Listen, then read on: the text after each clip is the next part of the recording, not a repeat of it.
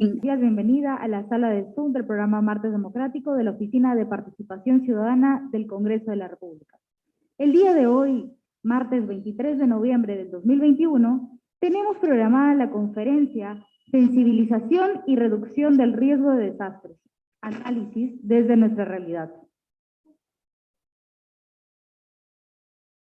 Conferencia que tiene como finalidad sensibilizar y orientar a la ciudadanía en general sobre las consecuencias de los riesgos de los desastres, haciendo ver la importancia de la cultura de prevención y preparación ante situaciones de desastres de posibles escenarios en nuestra realidad peruana. A continuación, el día de hoy contamos con las palabras de presentación del doctor Jimmy Reinaga Alvarado. El doctor Jimmy Reinaga Alvarado es jefe del área de educación ciudadana, así que, sin más que decir, le damos pase adelante al doctor Jimmy Alvarado.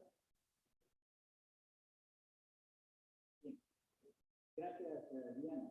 Buenas noches a todos los participantes de Martes Democrático que cada martes nos vienen acompañando. Esta vez con la modalidad de centro social. Bien.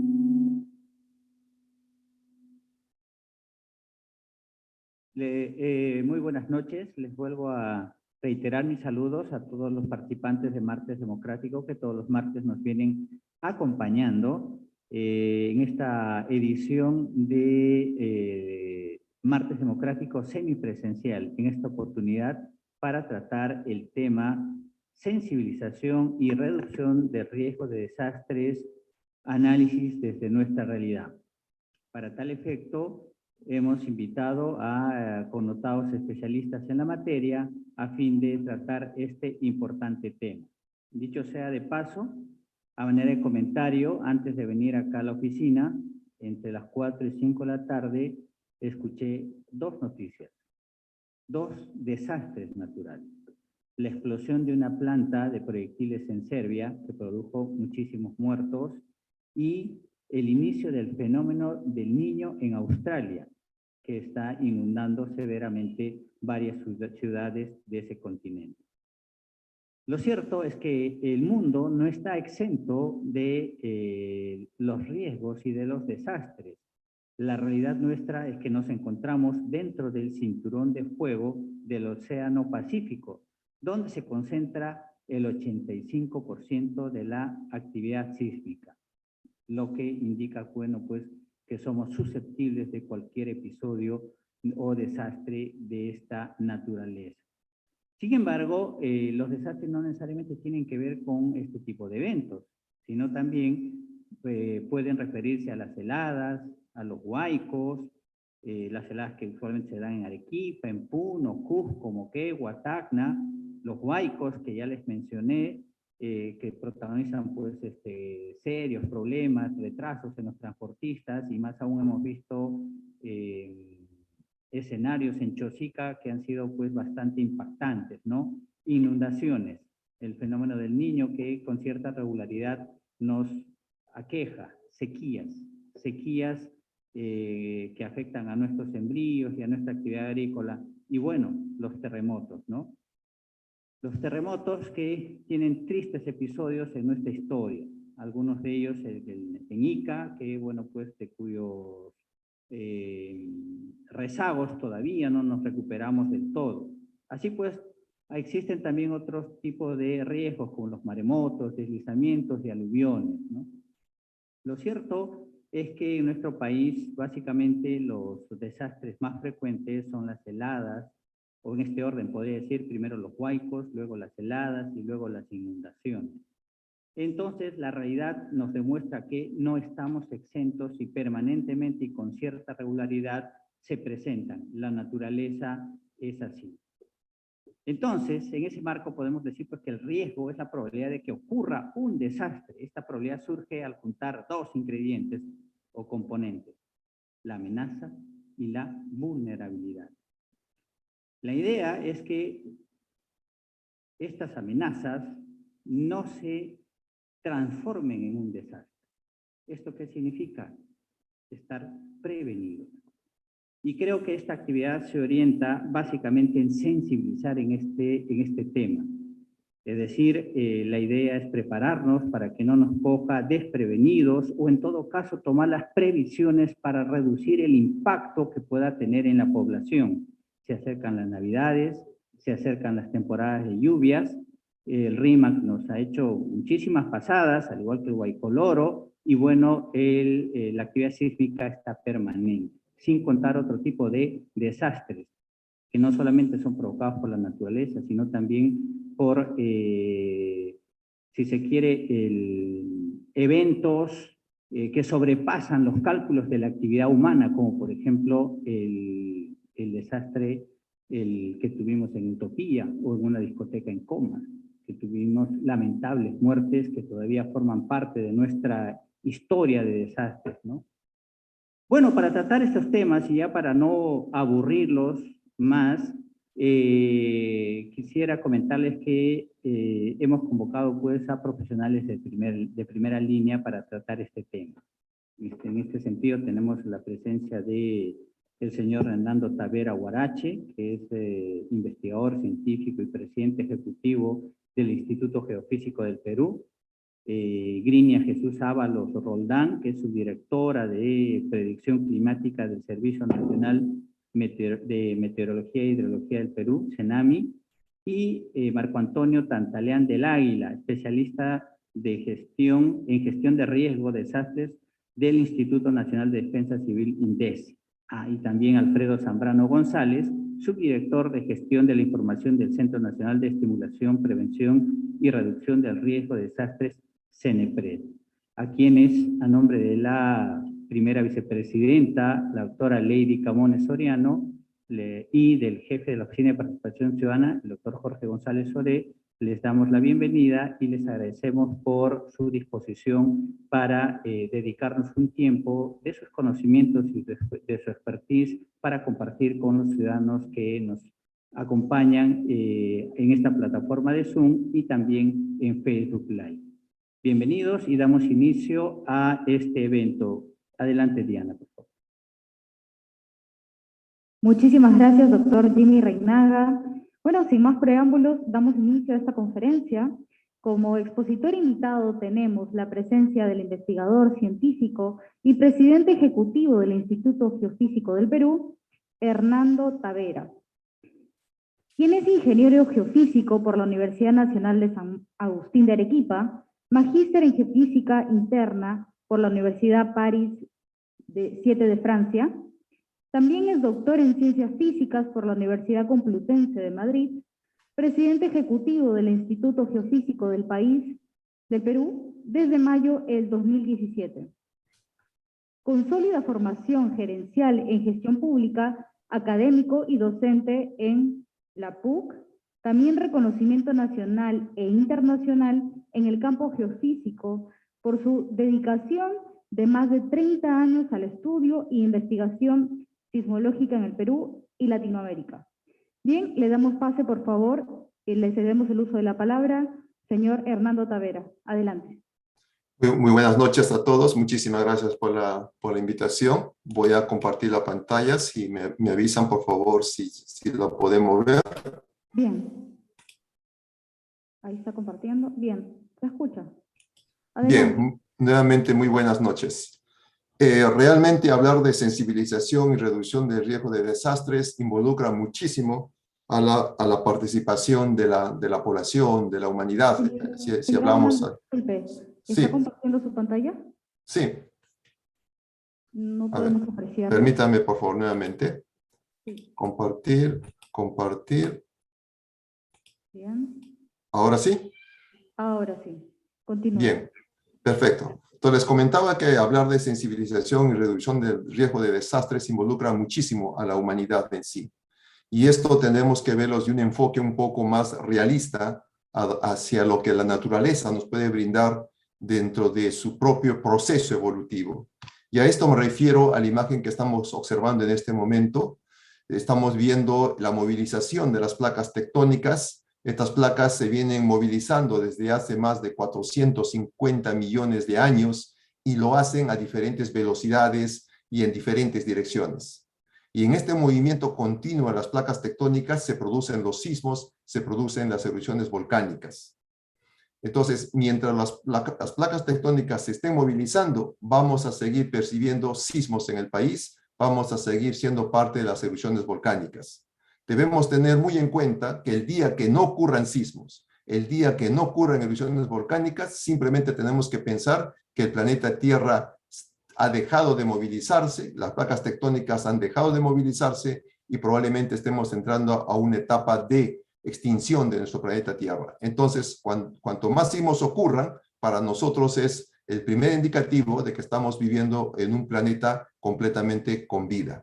Dicho esto, nuestro país es un país altamente sísmico. En la figura del lado izquierdo les estoy mostrando a ustedes la actividad sísmica que ha ocurrido en los últimos 500 años, ¿no? Una historia bastante importante. Hemos tenido más de cerca de 40 eventos sísmicos de gran magnitud que han afectado toda la zona costera. Es decir, somos un país sísmico por excelencia.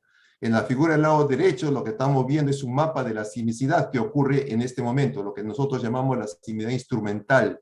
Vemos puntos de color rojo, color verde y color azul. Los de color rojo son los que ocurren muy cerca de la superficie, por lo tanto, nos afectan directamente a nosotros. Y si nos damos cuenta, la mayor cantidad de sismos se encuentran frente a la zona costera de nuestro territorio, desde Tumbes hasta Tacna. Esto significa que esta zona costera es la de mayor actividad sísmica, la de mayor deformación.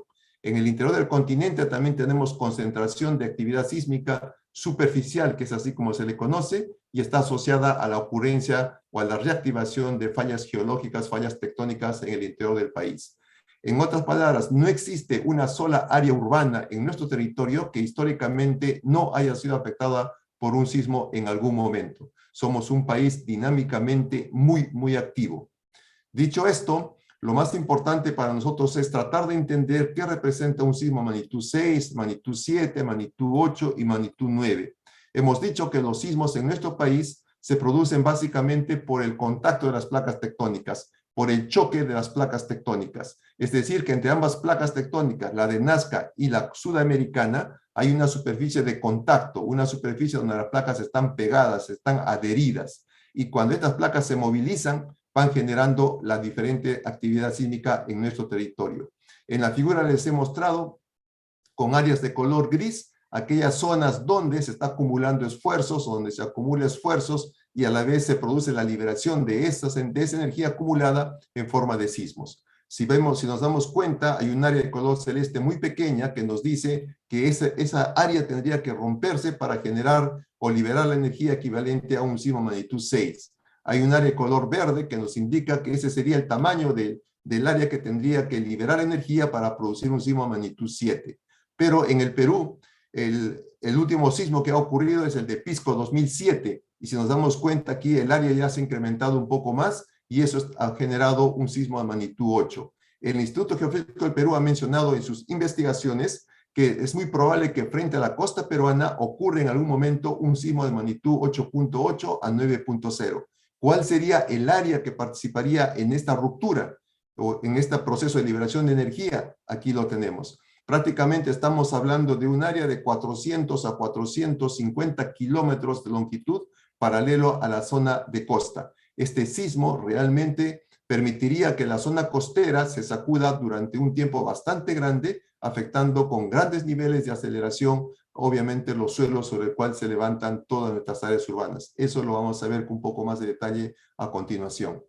Hemos dicho que la actividad sísmica en nuestro país se produce por la colisión, por la convergencia de la placa de Nazca, de la placa oceánica que se moviliza hacia el lado derecho, y hacia el lado izquierdo la placa continental se moviliza y hay una superficie sobre la cual estas dos placas están en continuo contacto.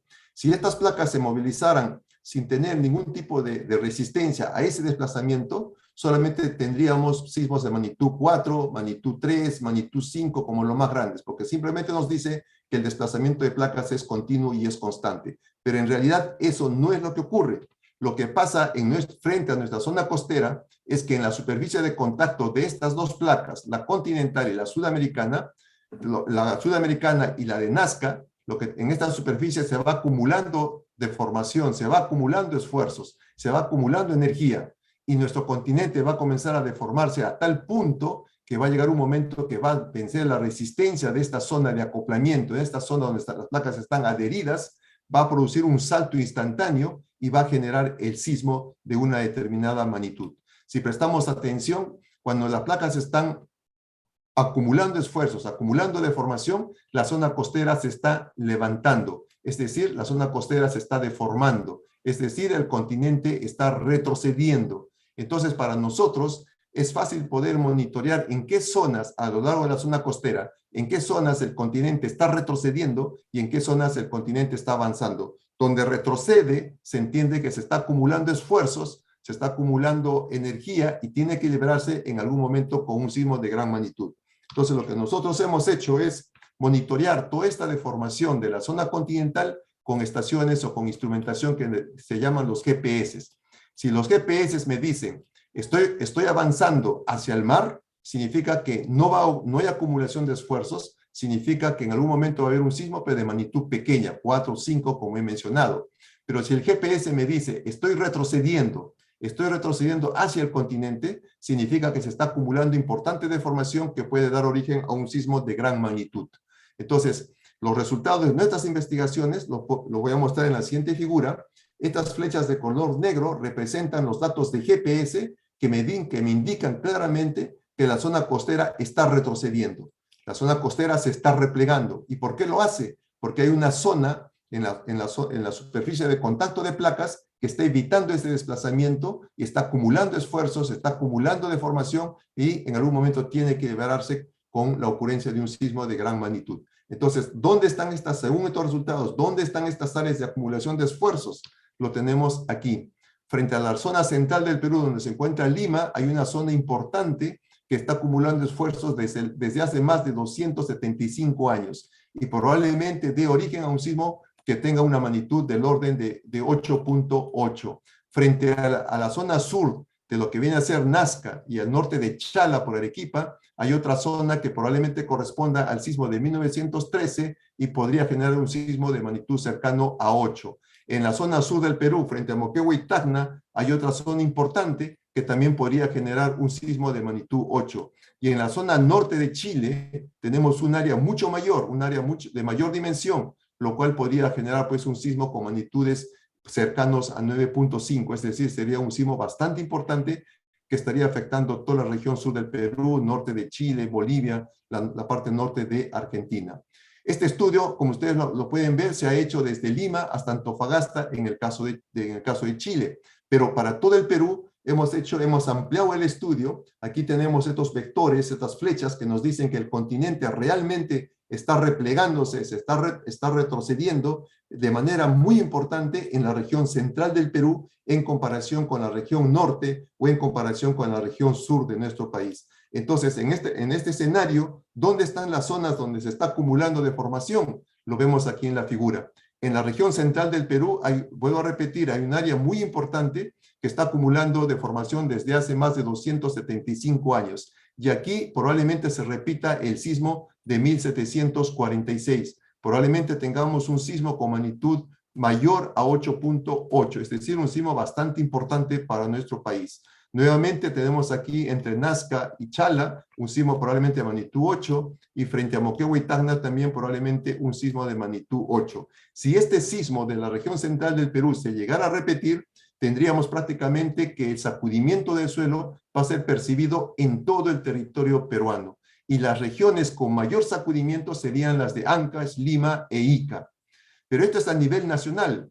Si nosotros nos preguntamos qué pasaría con Lima metropolitana, con la provincia constitucional del Callao, si este sismo realmente llegara a ocurrir, qué tan fuerte se estaría sacudiendo los suelos. Entonces nosotros lo que hemos hecho es, hemos procreado o hemos generado este evento sísmico con la magnitud de 8.8, 9.0, para tratar de averiguar qué tan fuerte se sacudiría el suelo en Lima y el Callao. Y este es el mapa de sacudimiento del suelo.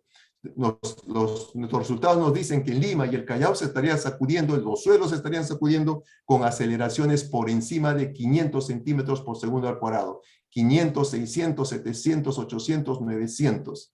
Si queremos hacer una comparativa de qué significan estos valores, ustedes recordarán el sismo del 2007.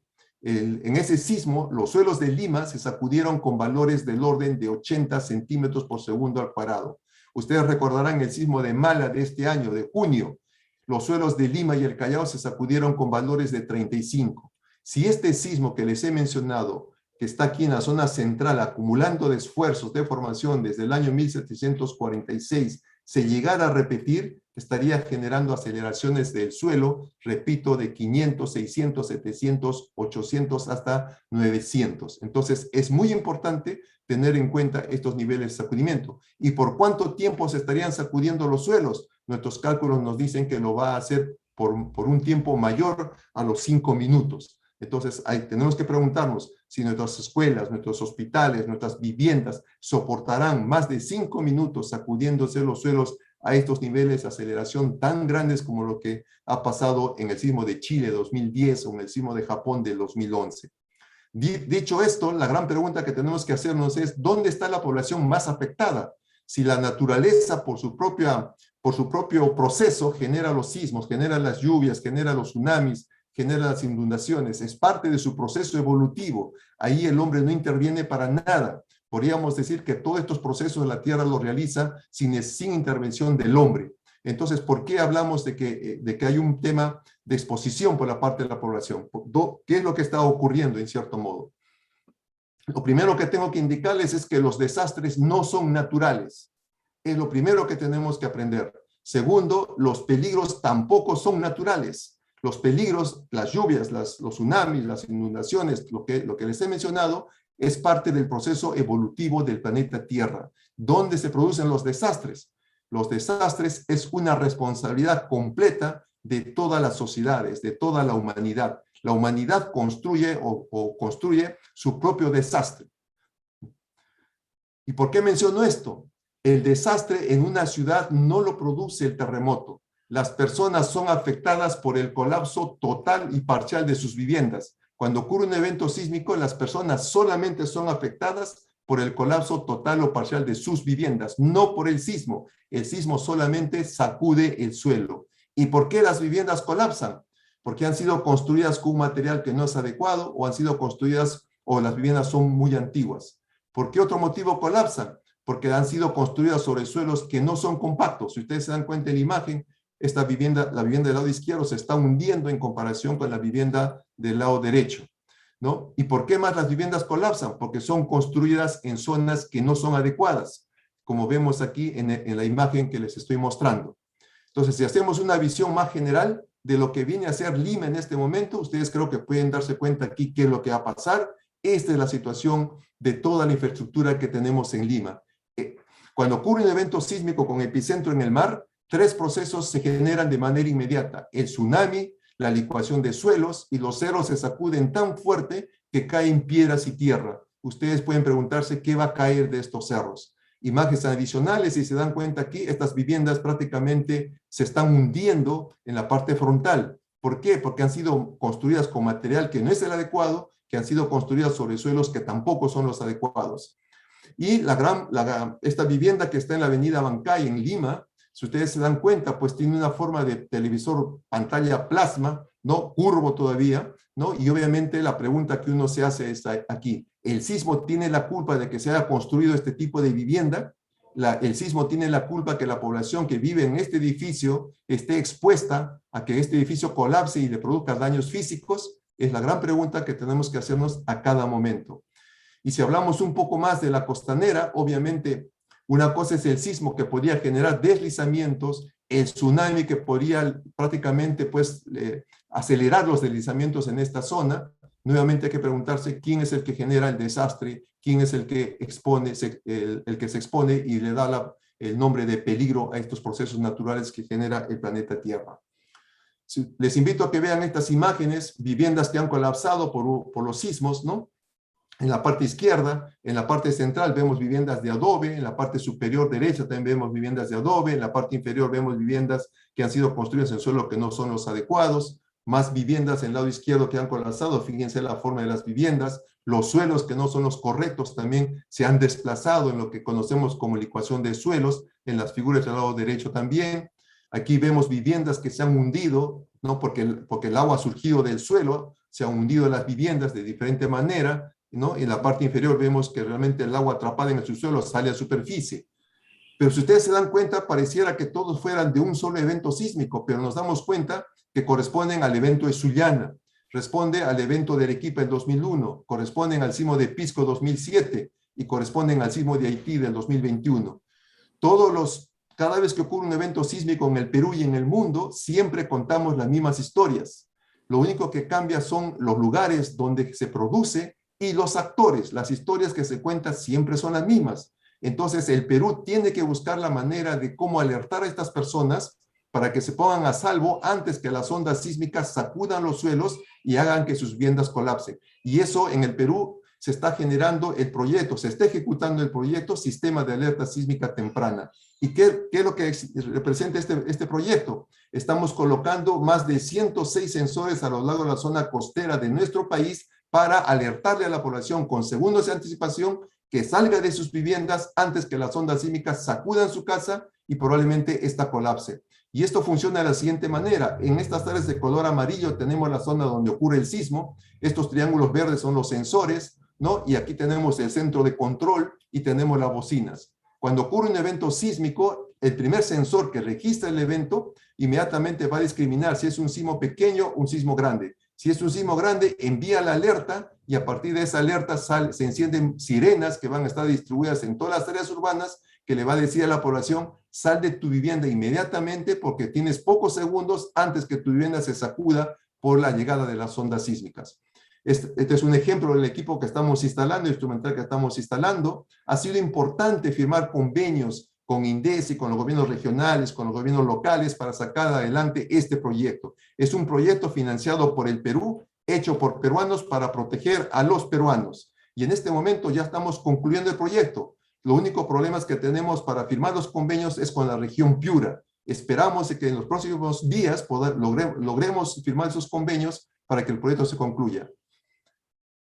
Hemos instalado, obviamente, los primeros sensores en la isla Hormigas, en la isla San Lorenzo y en el cerro del Morro Solar para hacer todas las pruebas que necesitamos para saber a partir de qué magnitud vamos a dar la alerta, a qué área vamos a dar la alerta. Y este proyecto esperamos que realmente cumpla los objetivos que todos nos hemos trazado, proteger la vida de los peruanos. Son 18 millones de personas que van a estar protegidas con este proyecto. Si este proyecto funciona de manera adecuada y damos alerta con 3 segundos de anticipación, vamos a reducir en 14% el número de víctimas. Si damos con 10 segundos de anticipación, hasta un 40% el número de víctimas. Realmente esperamos, repito, que este proyecto nos brinde la posibilidad de proteger la vida de todos los peruanos. Y mientras hacemos esto, en el Instituto Geofísico del Perú, seguimos haciendo ciencia para protegernos, ciencia para avanzar. Muchísimas gracias. Bien, muchísimas gracias, señor Hernando Tavera. Bien, ahora le damos pase a continuación. El día de hoy también contamos con la participación de Alfredo Zambrano González, quien es subdirector de Gestión de la Información, Prevención y Reducción de Riesgos de Desastres, CENEPRED. Él es ingeniero geógrafo con más de 12 años de experiencia en el uso de tecnologías de información geoespacial aplicados a la gestión del territorio, docente del curso de formación de evaluación de riesgo de desastres originados por fenómenos naturales de las universidades de San Agustín de Arequipa, Universidad de Huancavelica y Universidad de Sedes Sapiens, sede Cusco. Evaluador de riesgo acreditado por CENEPRED, estudios y pasantías relacionadas a la gestión del riesgo en Corea del Sur y Hawái, Estados Unidos.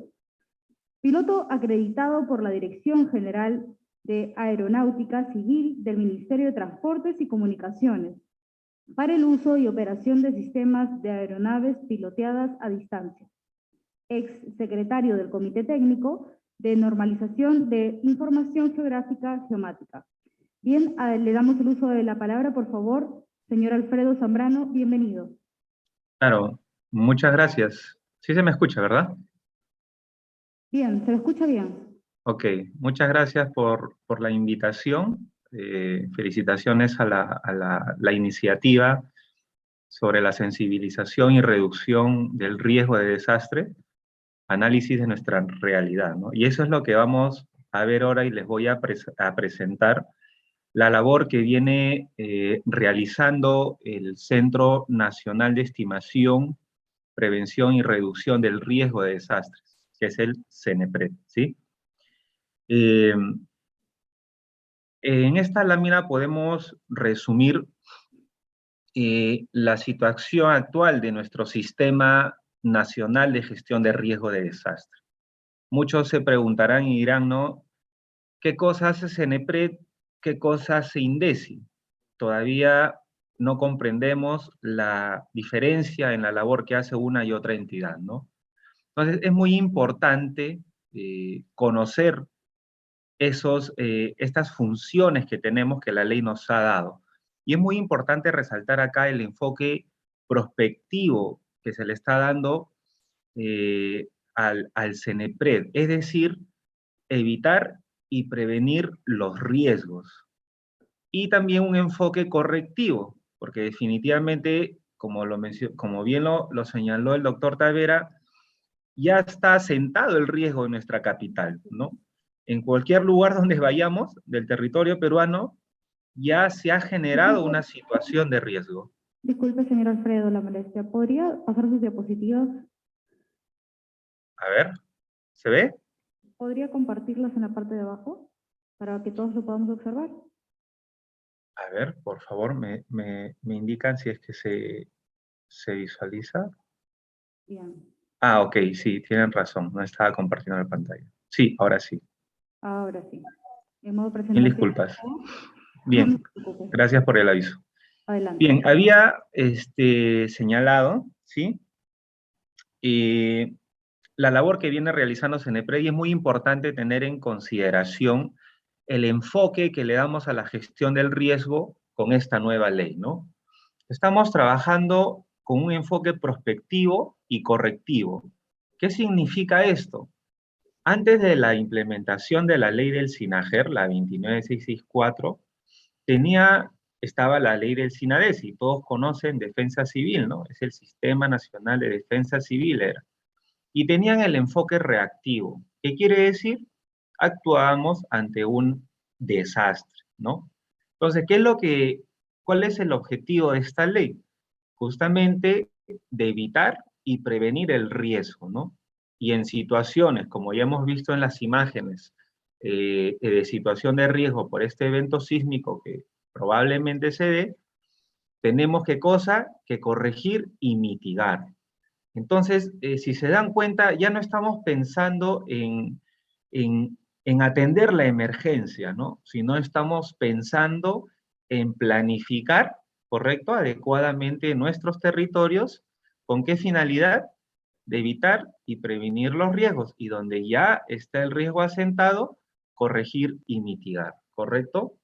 Entonces, este enfoque por procesos dividió, digamos, en 7 procesos de la ley: estimación, prevención y reducción. Está bien, pero ¿qué cosa ve CENEPRED y qué cosa ve INDECI? Justamente los procesos de estimación, de prevención y reducción, y también el de reconstrucción. Entonces, miren, este primer proceso de estimación va mucho con el título de este evento, ¿no? Que es la sensibilización del riesgo de desastre. ¿Por qué? Porque justamente en este proceso nosotros articulamos con las entidades técnicas, sea el Instituto Geofísico del Perú, el CENAMI, el INGEMED, en que se genere este conocimiento, pero también enseñarle cómo los gestores o ejecutores de la gestión del riesgo, como los alcaldes, los gobernadores, incluso los ministros, sepan la situación de sus territorios, ¿no? Sepan ante qué eventos se enfrentan, sepan ante qué riesgos están enfrentándose, porque no pueden, digamos, enfrentar algo que desconocen, ¿verdad? Entonces, en este primer proceso de estimación se genera todo ese conocimiento, ¿no? ¿Cuáles son aquellas localidades que están expuestos ante eventos sísmicos, ante incendios forestales, ante bajas temperaturas, volcanes? Prácticamente tenemos todos los peligros en el Perú. ¿no? ¿Qué más tenemos acá? Tenemos los procesos de prevención y reducción, ¿sí? ¿Y cómo operativizamos esto? ¿Cómo hacemos que los alcaldes, los gobernadores puedan justamente prevenir y reducir los riesgos? Y hablamos de la estimación. Si conocen el riesgo, ok, saben dónde enfrentar el problema. ¿Pero cómo? Entonces, el CENEPRED, ¿qué viene haciendo? Conjuntamente con los ejecutores de la gestión del riesgo, alcaldes, gobernadores, se brinda una asistencia técnica para obtener, ¿qué cosa? El plan de prevención y reducción del riesgo. Más adelante voy a mostrarle cuál es esa situación a nivel país de aquellas localidades que cuentan con estos planes de prevención. Estos planes de prevención es justamente el instrumento que les va a permitir programar todas las intervenciones, ¿verdad? Proyectos de inversión, programas, actividades, para prevenir y reducir los riesgos. Pueden ser obras físicas, ¿correcto? Medidas estructurales, lo conocen, o también pueden ser medidas no estructurales, ¿no? Como por ejemplo la sensibilización a la población, a nuestras autoridades, ¿no? Entonces, es muy importante estos procesos que sean implementados en los 3 niveles de gobierno, ¿no? Vamos hablando alcaldes, gobernadores, ministros, ¿verdad? Entonces, esa es la labor que viene realizando el CENEPRED. Y quiero compartir con ustedes, justamente porque tratamos de conocer nuestra realidad, ¿correcto? He hablado rápidamente sobre el marco normativo, creo que es lo suficiente y necesario, y a continuación les voy a compartir un trabajo también que venimos desde el CENEPRED difundiendo y promocionando. Les había mencionado cómo podemos acceder a esta información que nos va a permitir a nosotros conocer el riesgo, ¿correcto? Entonces, hemos trabajado en un mecanismo, en una plataforma denominada Sistema de Información para la Gestión de Riesgo de Desastres, que justamente nos va a brindar, a facilitar esa información, no solamente al alcalde, no solamente al gobernador o funcionarios o técnicos del Estado, ¿no? Sino también al público en general. Entonces, miren, ve, yo les voy a compartir al finalizar la presentación el enlace de acceso. Esto es totalmente libre, no necesitan ustedes una cuenta de usuario, qué sé yo, sino van a poder acceder libremente. Entonces, acá yo les puedo mostrar rápidamente, a ver, qué cosa estamos visualizando en pantalla. Nosotros hemos puesto a disposición también dónde se están realizando estos planes de prevención y reducción de riesgo. Entonces, uno como usuario puede entrar y saber si su distrito cuenta con un plan de prevención y reducción. ¿En qué niveles? A nivel departamental, a nivel provincial y a nivel distrital. Entonces, si uno comienza, esto es como utilizar el Google Maps, ¿no? Que todos están familiarizados ya con esa herramienta. Y vemos que la zona norte, miren, ve, ha avanzado en la formulación de sus planes de prevención a nivel provincial, distrital, regional. ¿Qué es lo que sigue? ¿Cuáles son los siguientes pasos? Porque el plan de prevención, recordemos y tengan en consideración que no es el fin último, ¿no? El fin último es que se ejecuten estos planes, ¿verdad? Que se ejecuten estos planes, que se ejecuten los proyectos de inversión. Ustedes pueden ver acá, incluso, miren, ve, ustedes pueden acceder a los planes de prevención de su distrito, de su localidad, y pueden descargarlo y ver efectivamente si se están implementando estas medidas de reducción del riesgo. Miren, ve, ustedes pueden acceder a todo el documento completo, es fuente oficial, todo lo que volcamos en esta plataforma es de fuente oficial, y ustedes pueden ya también, como participación ciudadana, hacer su seguimiento a la implementación del plan, ¿verdad? muy importante la participación de todos, ¿sí? Es muy importante la participación de todos. Entonces, nuevamente, voy a mostrarles acá, a ver si me permiten. A ver, vamos a regresar acá. Bien, les había mostrado dónde están los planes de prevención, qué localidades la están formulando e implementando. Pero si uno quisiera saber, por ejemplo, cuáles van a ser las zonas de riesgo, ¿sí? ¿Cuáles van a ser las zonas de riesgo ante la temporada de lluvias del año 2022, enero, febrero, marzo? Entonces nosotros trabajamos coordinadamente, en este caso con las entidades técnicas, y hemos trabajado el escenario de riesgo por movimientos en masa, es decir, deslizamientos, caídas, huaicos, aluviones, etc. Y este es el mapa donde nos dicen cuáles son aquellas localidades que están en esta situación de riesgo, que puede ser muy alto, alto, medio o bajo, ¿no? Entonces ya los tomadores de decisiones pueden implementar acciones, ejecutar acciones, ¿no? Inmediatamente. Miren, esto venimos actualizándolo desde el mes de octubre aproximadamente, con la debida anticipación, ¿no? Y esto se viene actualizando constantemente y es accesible para todos ellos. Entonces, no solamente trabajamos por el tema de lluvias, que es una temporada bien marcada, ¿verdad? Sino también trabajamos lo propio para bajas temperaturas, que es otra temporada bien marcada. Entonces, también tenemos un escenario de riesgo, ¿verdad?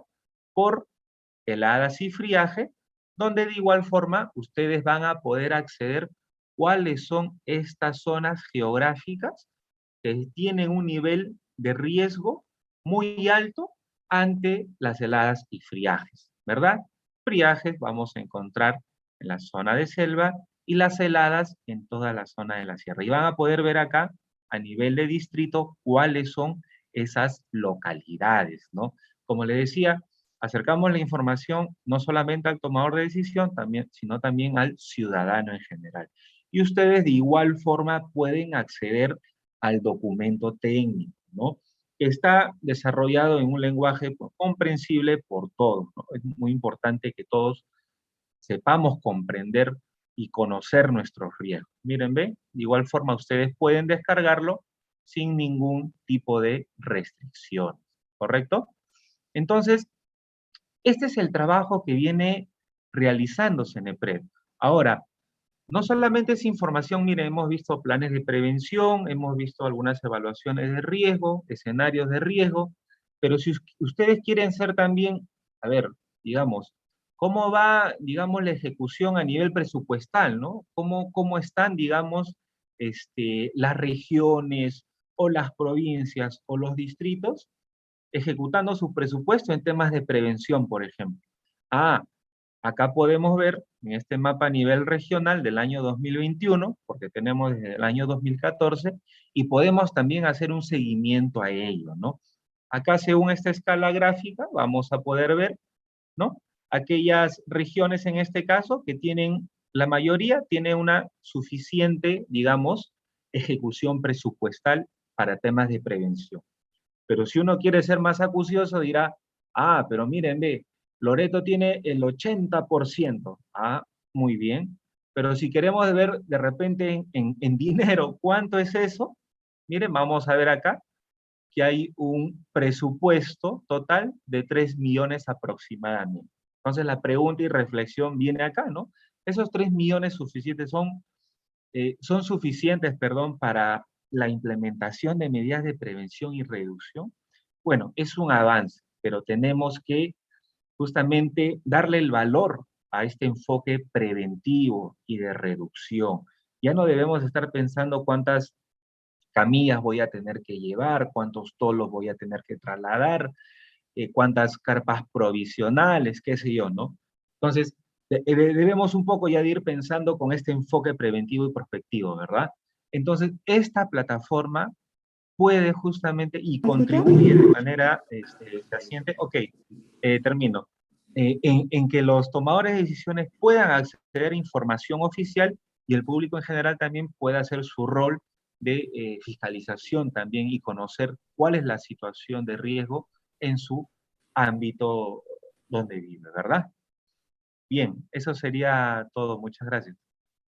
Muchísimas gracias, señor Alfredo. Bien, por su excelente ponencia. Ahora continuamos con la exposición de Grinia Jesús Alvarado Roldán, quien es subdirectora de Predicción Climática del Servicio Nacional de Meteorología e Hidrología del Perú, SENAHAM.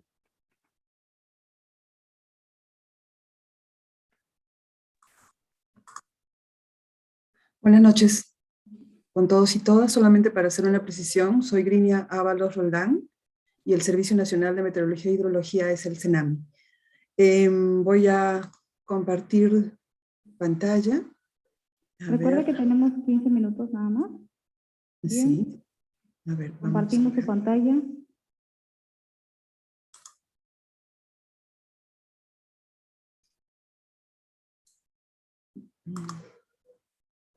En la parte de abajo. ¿Aquí? Todavía no podemos apreciarlo. Aquí está. ¿Me avisan si ven, por favor? Ahora sí. Okay. Bien. ¿Puede ponerlo en modo presentación, por favor? Sí, voy a, antes que nada, tal vez quería dejar de compartir. Ya, bien. Me indican si todo está en orden, ¿se ve bien? Sí, adelante. Ok. Sí, buenas noches nuevamente con todos y todas. Gracias por la invitación en este importante, digamos, espacio de diálogo, como ya lo han mencionado los anteriores expositores. Siempre conocer más sobre lo que es la gestión de riesgo de desastres en un país como el nuestro, tan sensible a las variaciones del clima, por ejemplo, y expuesto además a diferentes tipos de peligros, siempre va a ser importante tener bien presente todo este tipo de información, los conceptos, los enfoques, pero como lo ha resaltado nuestro último expositor, sobre todo, dónde está la información y cómo se puede acceder a esta. Entonces, a ver, vamos a ver si avanza. Solamente para ponernos en contexto de cuál es, digamos, la exposición o el estado del país relacionado a la vulnerabilidad y respecto a los shocks climáticos. Tenemos que tener presente lo siguiente, ¿no? El Perú es un país con una gran diversidad climática, si bien es cierto, también es un hándicap, como nosotros lo decimos, porque implica que estas condiciones de muchas características climáticas ayudan en cierto momento a una mejor y mayor adaptación. También a veces se convierten en limitaciones porque es necesario generar información cada vez más específica a estos determinados tipos de clima o zonas climáticas. También es importante conocer que nuestra economía, la economía del país, se basa en dos grandes sectores muy sensibles al clima, como son la agricultura y la pesca, ¿no? Y un grueso de la población se dedica básicamente o desarrolla sus actividades en estos dos ámbitos importantes de la economía, la agricultura y la pesca.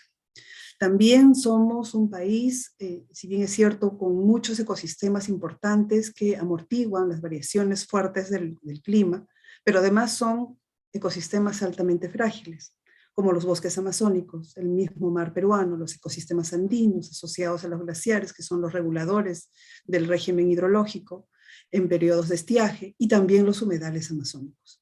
Además, si ponemos atención justamente con lo que en correlato con las anteriores exposiciones, más del tercio del país, o más de la mitad en realidad del país, está asentada en las grandes ciudades costeras. Lima está ubicada en el desierto, pero además prácticamente tiene la tercera parte de la población nacional, y eso lo convierte en una de las ciudades más vulnerables no solamente de la región, sino del mundo, no solamente porque está asentada en el desierto con una cada vez mayor demanda, por ejemplo, del recurso hídrico, sino también ubicada en la zona baja de uno de los valles más dinámicos o quebradas más dinámicas asociadas a la cuenca del río Rímac, que en temporada de lluvias rápidamente pueden activarse y generar impactos en la zona baja. Y todo ello sumamos que la información climática y capacidades operativas en desarrollo siempre van a ser insuficientes en un país, no solamente que por su posición en el trópico está expuesta a eventos climáticos extremos, súbitos, vertiginosos, sino que además estamos atravesados por un sistema de relieve tan complejo como la cordillera de los Andes, que genera características climáticas muy diferenciadas en una misma quebrada, en un valle, en un lado frente a otro, son condiciones bastante diferenciadas, y eso conlleva la necesidad siempre y permanente de tener una mejor y mayor vigilancia, porque son varios eventos extremos asociados a estas mismas condiciones topográficas, de relieve, tipos de suelo, exposición, etc. En esta lámina quería resaltar lo siguiente. En esta INDECI, en esta publicación del 2015, que ya debe estar más actualizada ciertamente, reporta cuáles son las emergencias por peligros climáticos a nivel nacional. Y en la figura inferior podemos ver que casi todo el país siempre reporta estas emergencias causadas por peligros climáticos, ya sea en el verano, temporada de altas precipitaciones, o en el invierno debido a sus asociaciones con el periodo de bajas temperaturas, ¿no? Heladas, friajes, nevadas.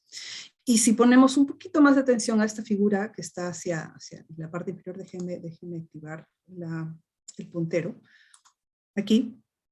Básicamente la mayoría de estas emergencias se reportan en la región andina y amazónica. Y en la región andina son los departamentos de Apurímac, Cusco, por ejemplo, Puno, una de las regiones donde más se reportan emergencias por peligros climáticos. Esta es una estadística entre el 2003 y el 2014. Esta lámina la voy a pasar muy rápidamente, pero sí es importante mencionar sobre cómo, digamos, y justamente debido a este espacio en el que estamos sobre la sensibilización en cuanto a la gestión de riesgos de desastres, conocer y reconocernos cuáles son los actores y qué roles jugamos en todo este proceso de gestión de riesgos de desastres en el marco del SINAGEP. Y hay tres, por lo menos, importantes definiciones relacionadas a la gestión del riesgo de desastre. El riesgo de desastre, digamos, como la probabilidad de pérdidas y daños ocasionados por la interacción de un peligro. Y resaltamos el tema de peligro porque justamente el CENAMI es una de las instituciones que monitorea y vigila las amenazas o peligros hidroclimáticos, ¿no? Las nevadas, las heladas, estos eventos climáticos extremos que finalmente generan afectación importante. Entonces, el CENAMI es la institución que vigila a nivel nacional todo lo relacionado a los eventos climáticos severos, extremos, que generan impactos a nivel, digamos, a nivel de la componente climática, hidrológica en el país. ¿Y cuál es esta vinculación para ir entendiendo mejor cómo es que toda esta información del IGP, del CENAMI, CEPRED, INDECI se concatena? Es en este ejemplo hacia el final de esta lámina. El peligro, por ejemplo, de las inundaciones por desborde de río debido a las excesivas precipitaciones, la vulnerabilidad de la ubicación de la población y viviendas e infraestructura en riberas de los ríos genera el riesgo sobre posibles pérdidas de vidas, viviendas y servicios básicos. Entonces, en este enfoque, en este concepto es que nosotros, las instituciones técnicas, generamos la información que nos corresponde hacer. Y el reto siempre va a ser la entrega oportuna, clara, de esta información. El CENAMI es una institución, es un organismo público, ejecutor adscrito al Ministerio del Ambiente. Es una institución que básicamente, en el marco de su gobernanza, tiene 13 direcciones desconcentradas. Estas direcciones están a cargo no solamente de las atenciones y entrega de información a los actores locales, sino también de organizar, vigilar y hacerse, digamos, responsables de del funcionamiento y mantenimiento del sistema observacional a nivel nacional en el ámbito de su respectiva región. Y nuestros principales servicios como servicio meteorológico son la vigilancia y el pronóstico meteorológico, el pronóstico, vigilancia y pronóstico hidrológico, climático, agrometeorológico, ambiental. También administrar la red nacional de las estaciones meteorológicas, hidrológicas y agrometeorológicas y los datos asociados, el desarrollo de estudios e investigaciones científicas, pero además con su contraparte de investigaciones aplicadas, y el desarrollo e implementación de técnicas y herramientas y metodologías. Y de estos servicios, digamos, por ejemplo, no solamente generamos los productos y servicios climáticos asociados a las necesidades de los diversos sectores, que son bastante diferenciados, estos requerimientos, sino que además el dato mismo es un servicio que nosotros ponemos a disposición de la población y los tomadores de decisiones. Y solamente para resaltar la importancia de la observación y la vigilancia climática, estos son el último, por ejemplo, los reportes del IPCC, donde este último ya ratifica con de manera más objetiva, ya en base a la información sistemática del clima, cuáles son esos grandes cambios que se ha observado en las últimas décadas, donde en qué parte del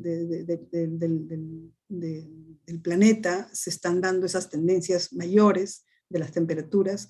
Toda esta información viene de un sistema de observación. Un sistema de observación terrestre en el que los servicios meteorológicos del mundo tienen un rol importante en cuanto a su operatividad y vigilancia y entrega de la información. Nuestra misión como servicio meteorológico es generar y proveer información y conocimiento meteorológico, hidrológico, agroclimático y ambiental para la sociedad peruana de manera oportuna y confiable. Y esta misión, digamos, está plasmada en nuestros objetivos estratégicos que tienen que ver con mejorar la vigilancia sistemática del tiempo, clima, mejorar el conocimiento y la vigilancia ambiental atmosférica en los distritos de la zona de atención prioritaria, ampliar las ofertas de nuestros productos y servicios, fortalecer la gestión institucional e implementar una gestión interna de riesgo de desastres en el Senado. Todo ello finalmente va a ser, tiene como objetivo que nosotros como institución del Estado le demos un valor agregado a nuestra información. Entender en qué lugar de nuestra provisión de servicios está el ciudadano. Y con ese propósito, como institución además, mejoramos nuestros procesos de entrega de la información, pero sobre todo encontramos los espacios para conocer sobre todo la demanda de la información y la oferta que nosotros disponemos. En la medida que conozcamos cuál es esa demanda y cómo está nuestra oferta, también esto nos permite mejorar nuestras capacidades. En el 2019, esto solamente es una foto, digamos, de lo que ocurrió en el 2019, está considerando el reporte de INDECI. Las emergencias ocurridas según los grandes grupos de fenómenos en este primer trimestre estuvieron básicamente o mayoritariamente son de origen meteorológico oceanográfico. Y aquí se agrupan muchos de estos eventos que ya ha mencionado el expositor anterior, relacionados a los eventos hidroclimáticos extremos.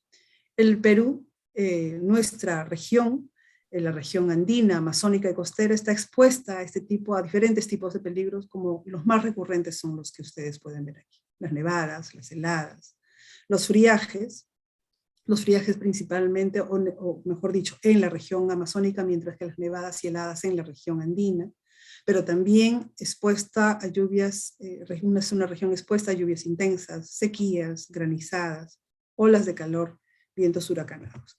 Eventos que muchos de ellos, como las lluvias intensas y las sequías, por ejemplo, se ven agudizadas o exacerbadas en mayor frecuencia o intensidad, por ejemplo, bajo una condición El Niño. El Niño es uno de estos eventos climáticos extremos, recurrentes, y que en un contexto de cambio climático, como también ya es parte de esta entrega de información del IPCC, posiblemente sea uno de los eventos que de aquí a algunos años su intensidad y frecuencia empiece ya una mayor actividad, digamos, de este evento, tanto en intensidad y frecuencia, empiece ya a afectar de manera mucho más fuerte a los países históricamente afectados por el Niño. Si sabemos históricamente cómo el Niño afecta al país, podemos prever cómo digamos en 30, 40 años, en un contexto de un mundo mucho más cálido, con este evento exacerbado, cómo podría ser la afectación de nuestro país si es que no trabajamos de manera organizada y articulada en cuanto a la gestión de riesgo de desastres. Esto solamente es para mostrar lo que ocurrió en el Niño costero, cómo este incremento súbito de la temperatura superficial del mar frente a Perú generó toda una secuela de afectaciones tanto en Perú como en Ecuador. Y desde mucho tiempo no veíamos, por ejemplo, a Trujillo en estas condiciones de afectación. Y quería resaltar esta última foto. Ustedes aquí ven el Open Plaza, el centro comercial Open Plaza de Piura totalmente afectado. 3 años o 4 años atrás del niño costero, al CENAMI le pidieron un servicio de generar todo tipo de información hidrológica, meteorológica y climática en esta zona donde se iba a construir un mall. Nosotros hicimos una evaluación y además, considerando la afectación de los eventos El Niño pasados, definimos y entregamos como resultado que es una zona propensa a inundaciones, ¿no? Nuestra sorpresa fue que en esa misma zona se había construido este centro comercial, y ustedes pueden ver aquí el patio de comidas totalmente sumergido bajo esta condición del niño costero. Y aquí hay una reflexión que tenemos que hacer, ¿no? Cómo nosotros también construimos nuestra propia vulnerabilidad. Ante la información disponible, ante las evidencias, cómo es que se puede dejar de lado esta información técnica, científica, y más bien construir estas infraestructuras altamente vulnerables a lluvias intensas en esta región. ¿Qué es lo que nosotros entonces hacemos o cómo se plasma esa entrega de información al usuario? Básicamente nuestros productos, digamos, cotidianos, rutinarios, son los avisos meteorológicos y los avisos hidrológicos, sobre todo en temporada de altas precipitaciones. Pero además, otro grupo de información está, digamos, concatenada con todo lo relacionado a la vigilancia y pronóstico del tiempo, clima, y también, digamos, la vigilancia agroclimática, ¿no? Las olas de calor tienen también un protocolo de entrega de información. Los avisos, vuelvo aquí al tema de los avisos, hemos trabajado un protocolo de difusión con el mismo INDECI. Todas estas coloraciones que ustedes pueden ver aquí es parte ya de un protocolo que hemos codiseñado de manera conjunta, y además cada vez tratamos de responder a esa necesidad que van surgiendo, ¿no? Por ejemplo, si es que este tema de incendios forestales requiere de la información articulada de las instituciones del Estado, nosotros somos parte de ese grupo de instituciones que generan esta información en el marco de una plataforma importante con CERFOR, por ejemplo, CERNAM, me parece que también IGP y el MINAC, para generar información de cuáles son esas condiciones atmosféricas que estarían conduciendo a que si alguien prende el fósforo pueda generarse importantes afectaciones. Esta es la información, son las herramientas finalmente, son nuestros datos, no solamente los datos de las estaciones observadas, de las estaciones terrestres, sino también de la información del satélite, de los modelos. Y todo eso además es insumo importante para ya integrar procesos de vigilancia integrada de otros en el campo de la agrometeorología, de la hidrología, con herramientas que nosotros mismos hemos generado y diseñado dentro del CENAMI, ¿no?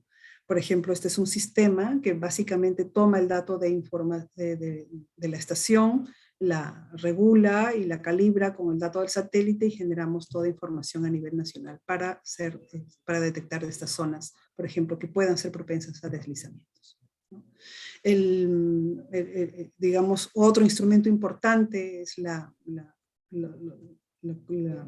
capacidad computacional que tenemos para generar estos mismos productos.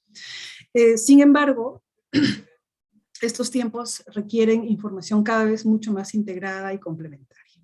Y en ese contexto es que nosotros hemos firmado un acuerdo, un convenio con Reconstrucción con Cambios, la Autoridad de Reconstrucción con Cambios, para la implementación de sistemas de alerta temprana, básicamente en la vertiente occidental, en las zonas históricamente afectadas por el Niño, para la implementación de todas estas nuevas tecnologías, incluyendo los radares meteorológicos, ¿no? La idea es justamente que un radar reduce esas brechas de observación, y la idea es que podamos ir implementándolos progresivamente.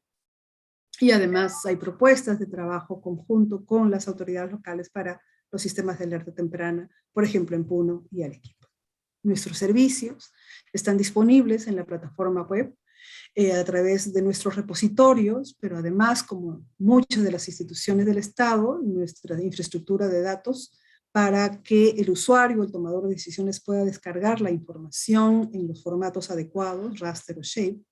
Y finalmente, un aspecto que sí quisiéramos resaltar antes de terminar esta presentación es que la pandemia ha desnudado varias de nuestras limitaciones estructurales, ¿no? Como país, como Estado mismo, en atención frente a los requerimientos del ciudadano, y uno de ellos es la conectividad.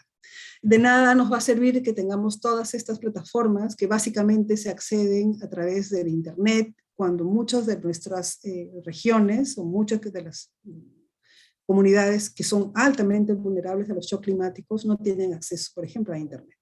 Entonces la radio local o la telefonía celular se convierte también en un mecanismo de entrega de información, y eso mismo es lo que hemos estado promoviendo en los últimos 5 años aproximadamente, desde el 2015, estas alianzas con las comunidades y con las radios locales para emitir el pronóstico, los avisos meteorológicos, y tener además el rebote de la población cuando recibe y recepciona esa información y cómo la usa, cómo le sirve. Así que ese es un importante, digamos, avance, una nueva mirada de cómo cada vez más podemos acercar nuestros servicios al ciudadano. Finalmente, todo esto se asienta en líneas de investigación, ¿no? Algo que nosotros quisiéramos resaltar es que, siendo un servicio que generamos productos y servicios a la vez operacionales, como se dice, todo esto se ancla en, digamos, una estructura de investigación en líneas importantes, como ustedes pueden ver aquí. La idea es investigar para ser mejores cada vez en el tema operacional, generar conocimiento para optimizar nuestros productos operativos. Bien, muchas gracias. Esta es toda la presentación. Gracias por su atención. Bien, muchísimas gracias, señora Grini Ábalos, por su excelente ponencia. Y a continuación, antes de ir al siguiente ponente, me gustaría, por favor, recordarles, estimados participantes, de que ya pueden ir realizando sus preguntas en la mano derecha de los chats del Zoom. Bien, a continuación tenemos la ponencia del especialista en gestión de riesgo de desastres del Instituto Nacional de Defensa Civil, INDECI, Marco Antonio Tantaleán del Águila. Le damos por favor la bienvenida, sin antes decir pues que él tiene estudios en la Universidad Nacional Mayor de San Marcos, Universidad Continental, estudios concluidos de maestría en gestión del riesgo de desastre, Universidad del Pacífico, estudios concluidos en maestría de administración, subdirector de políticas, planes y normas, dirección de políticas, planes y evaluación del Instituto Nacional de Defensa Civil y consultor del Instituto Nacional de Defensa Civil durante 13 años. Dicho esto, le damos la bienvenida. Adelante, por favor. Buenas noches con todos. Permítame un momentito, voy a compartir la pantalla. Bien.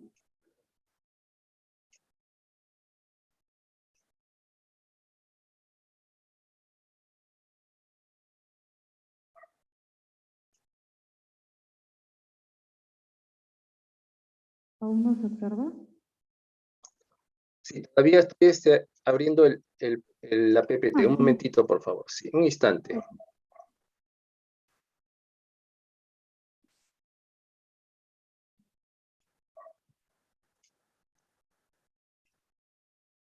Ahora sí, está cargando. Lo ponemos en modo presentación y tenemos 15 minutos para su exposición. Adelante, señor Marco. Bienvenido. ¿Se ve ahora la presentación, por favor? Sí, ya está. Ok, muchísimas gracias. Antes que todo, permítanme expresarles el cordial saludo del general de brigada Carlos Yáñez, jefe del Instituto Nacional de Defensa Civil, y a través de mi persona también felicitarlos por este importante evento. Dicho esto, vamos a dar inicio a la presentación del día de hoy.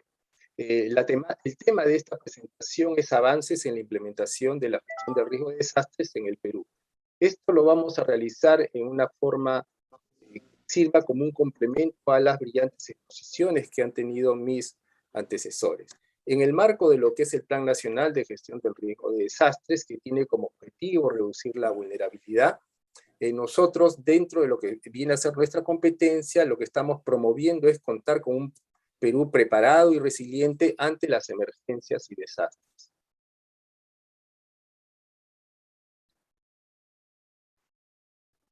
La presentación va a estar dividida en 3 partes. Vamos a hacer primero una introducción en la cual rápidamente vamos a ver cómo ha ido evolucionando el marco conceptual de la gestión de riesgo de desastres, pasando de lo que es, digamos, si se quiere, la evolución en cuanto a el nivel internacional para localizarlo y focalizarlo en el nivel nacional, para continuar con los avances en el desarrollo del marco normativo, y terminaremos haciendo algunas precisiones respecto a los avances en la implementación propiamente dicha de la gestión del riesgo de desastres.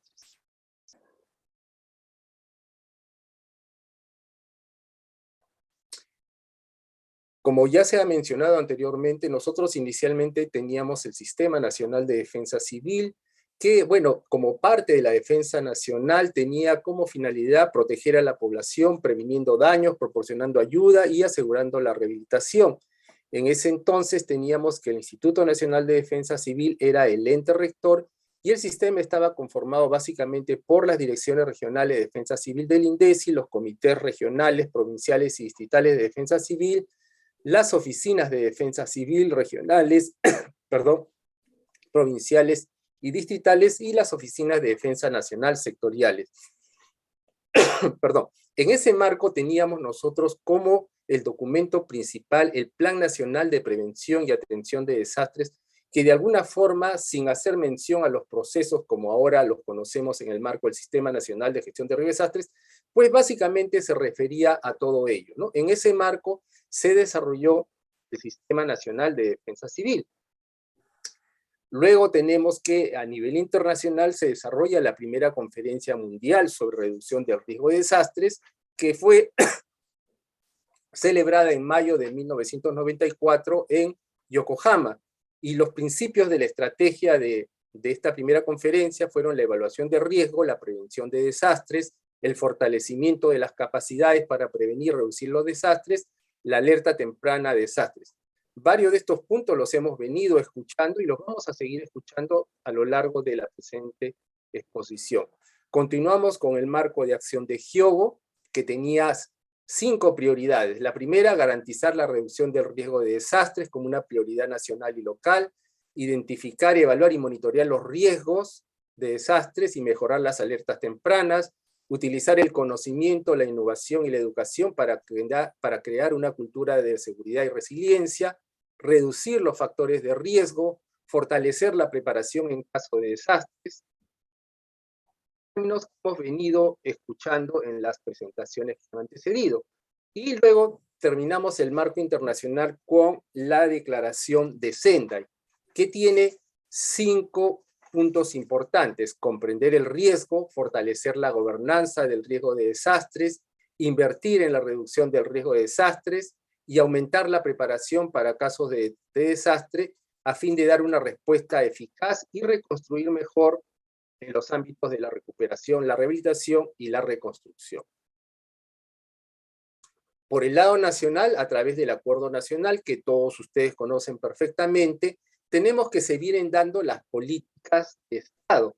En el marco de las políticas de Estado, yo quisiera resaltar 2 políticas: la política 32, que es la política de Estado, gestión de riesgo de desastres, y la política 34, que es de ordenamiento y gestión territorial. Básicamente la política 32 es la que ha servido de base para lo que posteriormente vamos a ver a continuación, que es la creación del Sistema Nacional de Gestión del Riesgo de Desastres. ¿Qué nos dice esta política? Nos comprometemos a promover una política de gestión del riesgo de desastres con la finalidad de proteger la vida, la salud y la integridad de las personas, así como el patrimonio público y privado. En cuanto a la política 34, nos comprometemos a impulsar un proceso estratégico integrado, eficaz y eficiente de ordenamiento y gestión territorial que asegure el desarrollo humano en todo el territorio nacional en un ambiente de paz. Como les había mencionado, en ese marco de la política 32, pues es que se crea mediante la ley 29664 el Sistema Nacional de Gestión del Riesgo de Desastres. Esta es una presentación muy sintetizada de lo que es en general el Sistema Nacional de Gestión del Riesgo de Desastres. Por un lado tenemos el Consejo Nacional de Gestión del Riesgo de Desastres, que desempeña el rol decisor. Luego tenemos a la Presidencia del Consejo de Ministros como el ente rector y articulador del sistema. A continuación tenemos el CEPLAN, el CENEPRED e INDECI en el rol técnico y asesor.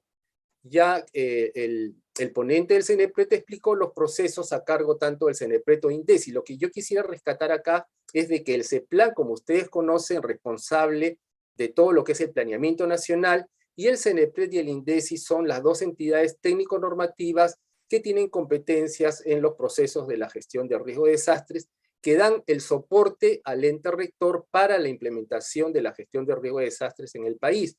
En la parte ya ejecutora tenemos por un lado a los sectores, a los gobiernos regionales, a las municipalidades provinciales y distritales, siendo en este caso los ministros, los gobernadores regionales y los alcaldes las máximas autoridades responsables de la implementación de la gestión del riesgo de desastres en nuestro país.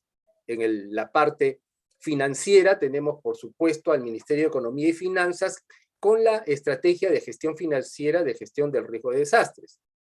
Y en lo que viene a ser la parte del rol promotor, donde ya está el resto de la sociedad, tenemos a la población en general, el sector privado, los organismos no gubernamentales, los voluntariados, las universidades, asociaciones gremiales, Cruz Roja, etc. Entonces, este es el Sistema Nacional de Gestión de Riesgo de Desastres, tal como ha sido concebido mediante la Ley 29664. Habiendo hecho este pequeño recorrido, muy rápido por cierto, pero creo lo suficientemente claro para poder entender cómo ha ido evolucionando el marco conceptual de la gestión del riesgo de desastres, vamos a ver ahora los avances en el desarrollo del marco normativo. Como ustedes comprenderán, para poder implementar la gestión del riesgo de desastres en nuestro país, al haber cambiado de un Sistema Nacional de Defensa Civil a un Sistema Nacional de Gestión del Riesgo de Desastres, pues era necesario contar con el marco normativo que nos permitiera desarrollar los diferentes procesos de la gestión del riesgo de desastres, así como la formulación de los diferentes tipos de planes. En ese orden de cosas, primero tenemos, como les mencioné, la Ley 29664, que crea el SINAGER, o Sistema Nacional de Gestión del Riesgo de Desastres, el Decreto Supremo 048-2011, que aprueba su reglamento. Luego se conforman los grupos de trabajo de la gestión del riesgo de desastres, que básicamente tienen responsabilidad sobre los 7 procesos de la gestión del riesgo de desastres: estimación, prevención y reducción del riesgo de desastres, preparación, respuesta, rehabilitación y reconstrucción. Los grupos de trabajo se instalan en todas las entidades públicas. Adicionalmente, y en complemento a ello, tenemos las plataformas de defensa civil que se instalan en los gobiernos regionales y en los gobiernos locales, es decir, las municipalidades provinciales y distritales, que ellos contribuyen con los procesos de preparación, respuesta y rehabilitación. Luego tenemos el Plan Nacional de Gestión del Riesgo de Desastres, que viene a ser el instrumento a través del cual se viene logrando la implementación de la Política Nacional de Gestión del Riesgo de Desastres. Como ustedes saben y como han podido ver por diferentes informaciones, por lo general la capacidad de los gobiernos regionales ante las diferentes emergencias que se nos vienen presentando ven superadas sus capacidades. Por ello tenemos una norma que nos sirve para lo que viene a ser justamente las declaratorias de estado de emergencia, que fue aprobada por el Decreto Supremo 074-2014 PCM. Si ustedes ven, cronológicamente hemos ido avanzando para poder dar ese marco normativo que permita a los sectores, a los gobiernos regionales y a los gobiernos locales poder ir implementando la gestión del riesgo de desastres. Luego tenemos que en el año 2015 se aprueban los lineamientos para la continuidad operativa. La continuidad operativa no es otra cosa que un instrumento que permite que las entidades públicas, ante una situación que por un tiempo prolongado no permita sus operaciones, por lo menos puedan desarrollar sus actividades principales, sus actividades misionales, sus actividades críticas. Estos lineamientos les dan las pautas para poder trabajar en beneficio de la población. Luego tenemos el sistema el servicio de alerta permanente, que permite que las entidades públicas puedan contar con personal que realice turnos para poder hacer, por ejemplo, el monitoreo de los peligros a través de los centros de operaciones de emergencia las 24 horas del día, los 365 días del año. En el ánimo de poder implementar los procesos relacionados a la gestión reactiva, es decir, preparación, respuesta y rehabilitación, se aprueban los lineamientos que complementan lo señalado tanto en la Ley 29664 como su reglamento, y nos dan claridad sobre la implementación de los procesos de preparación, respuesta y rehabilitación. Luego tenemos que, con el propósito de justamente proteger a la población ante las heladas y friaje, se aprueba un plan multisectorial que está vigente hasta el presente año. Y recientemente se ha realizado la actualización de la Política Nacional de Gestión de Riesgo de Desastres, la cual tuvo vigencia justamente hasta el 31 de diciembre del año pasado.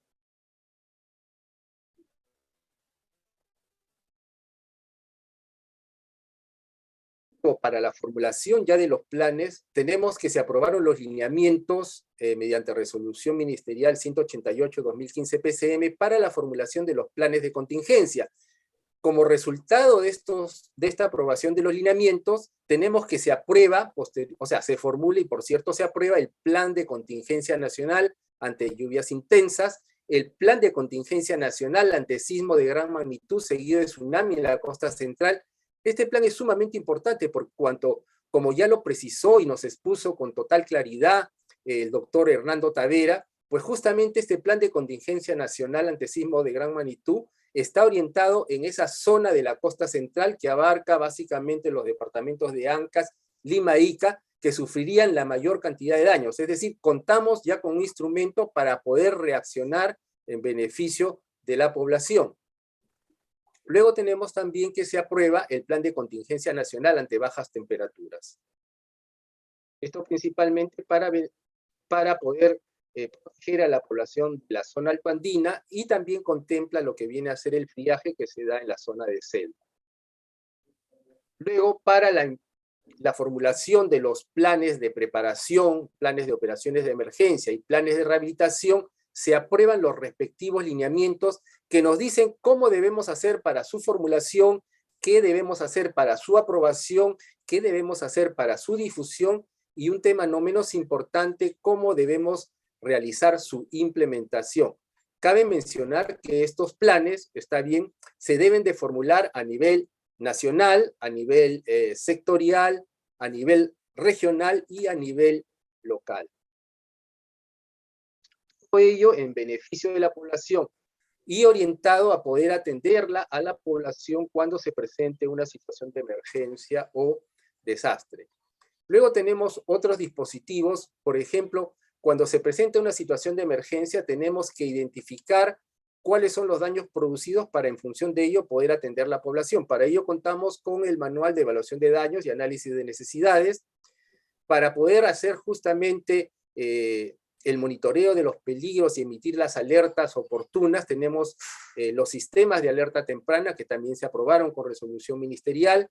Luego tenemos los centros de operaciones de emergencia cuyos lineamientos acaban de ser digamos, actualizados, y por ello que ahora contamos con los nuevos lineamientos para la organización y funcionamiento de los centros de operaciones de emergencia, a través de los cuales, repito, las 24 horas del día, los 365 días del año, se viene monitoreando el peligro con el propósito de proporcionar información a las autoridades a fin de que, de ser el caso, se emitan las alertas y o alarmas respectivas. Tenemos en complemento para poder atender a la población en una situación de desastre, la Ley 31061 que aprueba la Ley de Movilización para la Defensa Nacional y el Orden Interno.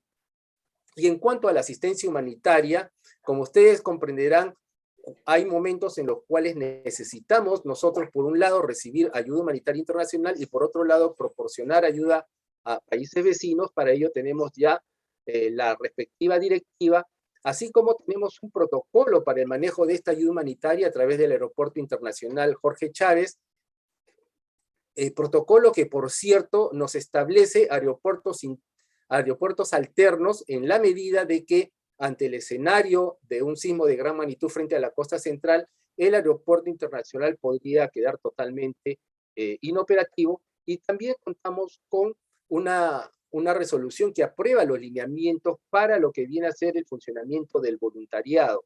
Como ustedes saben, las capacidades de los gobiernos regionales y locales principalmente requieren de contar con lo que conocemos como los voluntarios. Para ello ya existen unos lineamientos que regulan cómo es su funcionamiento. En el caso específico de lo que es estimación, prevención y reducción del riesgo, tenemos justamente con los lineamientos que nos permiten la implementación de estos procesos. Ya el responsable del CENEPRED nos hizo un comentario respecto a lo que era la formulación de los respectivos planes de prevención y reducción del riesgo de desastres, y también tenemos los lineamientos que regulan la implementación del proceso de reconstrucción.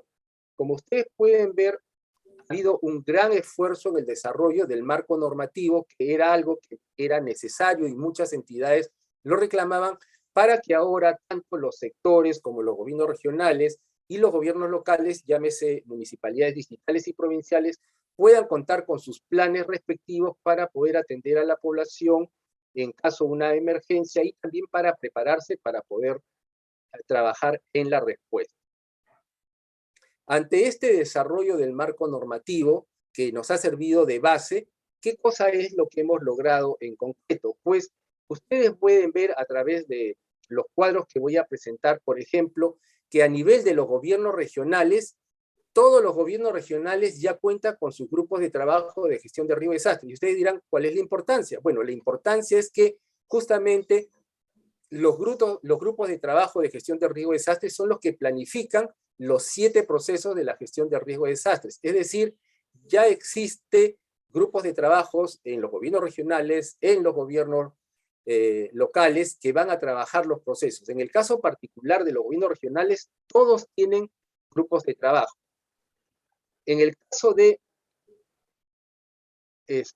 los gobiernos locales, está bien, ya la figura no es tan clara. En este caso en particular, si ustedes observan, tenemos varios departamentos en los cuales el 100% ya tiene grupos de trabajo. Por mencionar, tenemos Amazonas, Apurímac, Cusco, Callao, Lima provincias, porque Lima metropolitana tiene el 84%, por citar algunos, pero todavía hay otros que no tienen el 100% de sus grupos de trabajo. En lo que corresponde a los sectores, podemos ver con claridad que todos los sectores ya cuentan con sus grupos de trabajo, por lo tanto tienen la capacidad de poder trabajar en los 7 procesos de la gestión del riesgo de desastres. En cuanto a las plataformas de defensa civil, así como el caso de los gobiernos regionales, que todos cuentan con sus grupos de trabajo de gestión de riesgo de desastres, pues es el caso que las plataformas de defensa civil ya están instaladas en todas las regiones, es decir, en todos los departamentos de nuestro país. Esto es importante porque las plataformas de defensa civil justamente son las que van a contribuir con los gobiernos regionales y con los gobiernos locales en lo que viene a ser los procesos de preparación, respuesta y rehabilitación. En el caso de los gobiernos locales, sí, tenemos una situación diferente en el sentido de que todavía faltan gobiernos locales que logren instalar sus plataformas de defensa civil. No obstante ello, tenemos varios departamentos que los gobiernos locales ya cuentan con sus plataformas de defensa civil instaladas, ¿no? Podemos ver como ejemplo, ahí tenemos Amazonas, Apurímac, Tumbes, Ucayali, simplemente por citar unos ejemplos. Ahora, todo esto viene a ser el resultado justamente de todo ese marco normativo que yo rápidamente les he expuesto, porque ese marco normativo tiene una característica. Desde que se aprueban, crean la obligatoriedad por parte de los sectores, gobiernos regionales y gobiernos locales de contar con sus planes, de contar con sus centros de operaciones de emergencia, de contar con sus grupos de trabajo de gestión de riesgo de desastres, de contar con sus plataformas de defensa civil, ¿está bien? Entonces, este ya es un cuadro consolidado, está bien, de los grupos de trabajo, de las plataformas de defensa civil, donde se refleja lo que acabamos de mencionar anteriormente, ¿no? En el caso de los gobiernos regionales, tenemos un 100% tanto en grupos de trabajo como en plataformas de defensa civil. Sin embargo, a nivel de los gobiernos locales ya estas cifras varían, y en el caso de lo que viene a ser los ministerios, pues los ministerios cuentan con el 100% de grupos de trabajo. Acá ustedes pueden observar que en cuanto a la plataforma de defensa civil, dice NC, ¿qué significa que no corresponde? Como les mencioné hace un momento, las plataformas de defensa civil solamente se instalan en los gobiernos regionales y en los gobiernos locales. Acá tenemos información referencial sobre esos lineamientos que habíamos aprobado. O sea, como ya tenemos los lineamientos para lo que viene a ser los planes de contingencia, planes de operación de emergencia, rehabilitación, continuidad operativa, etc. Entonces, esto ha originado que en los gobiernos regionales haya cierto avance en la formulación de los planes. Definitivamente todavía nos falta mucho por desarrollar, pero podemos ver con claridad que estamos en una situación de progreso, ¿no? En lo que corresponde al plan de continuidad operativa, que como yo les mencioné, es el plan que va a permitir que las entidades públicas ante una situación de emergencia o desastre que por un tiempo prolongado no les permita trabajar, van a poder desarrollar sus actividades críticas en beneficio de la población con sedes alternas, con equipamiento alterno. En ese orden de cosas vemos de que en lo que son los gobiernos regionales se ha logrado ya un 92%, en lo que son los gobiernos locales tenemos un 99% de formulación de planes de continuidad operativa, y en los ministerios tenemos un avance del 67%. Perdón, en el caso de los gobiernos locales cometí un error. En el caso de los gobiernos locales hemos logrado un avance del 1%, y en el caso de los ministerios del 67%.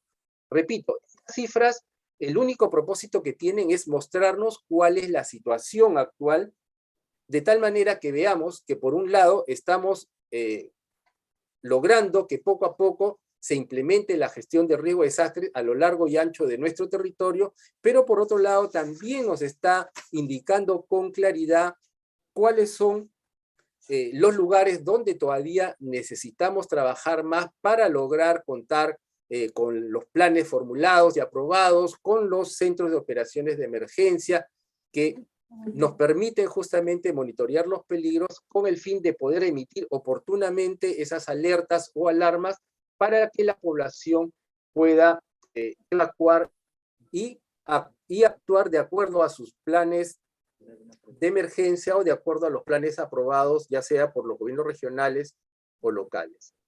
Con esto doy fin a la presentación, agradeciéndoles por la paciencia en haberme escuchado. Lo único que he pretendido es hacerles un pequeño recorrido de la evolución de la gestión de riesgo de desastres a nivel internacional, nacional, y el avance logrado en el territorio nacional. Muchísimas gracias. Bien, muchísimas gracias, señor Marco Antonio Tagaleán, por su excelente ponencia. Y como habíamos previsto, ya tenemos las preguntas realizadas por el público. Y si bien es cierto, ya que estamos en nuestra primera inauguración de nuestra primera conferencia semipresencial, tenemos a una integrante dentro del auditorio que quiere hacer y realizar algunas preguntas. Tenemos aquí la primera...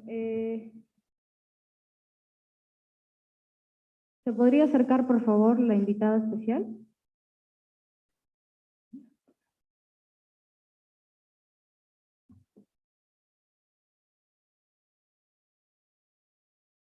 Bien, buenas tardes, bienvenida. Ella le quiere hacer una pregunta.